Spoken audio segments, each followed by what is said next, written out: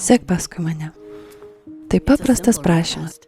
Kartais motinos ištariamas vaikui, kartais brolio seseriai ar draugo draugui. Tai prašymas pasitikėti, tikėti ir veikti. Turime patikėti asmeniu, kuris nuves mus į saugią, ramią vietą. Prieš daugelį metų Jėzus Kristus šios paprastus žodžius ištarė savo artimiausiams draugams ir jo pakvietimas vis dar galioja. Ateikite ir sekite paskui mane. Sekite paskui mane ir parodysiu jums, kaip mylėti kitus ir save pačius.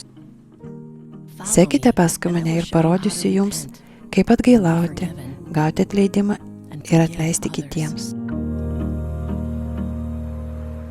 Sekite paskui mane, kad pasuktumėte gyvenimo kryptį, viską pradėtumėte iš naujo ir atlaikytumėte gyvenimo ir mirties audras.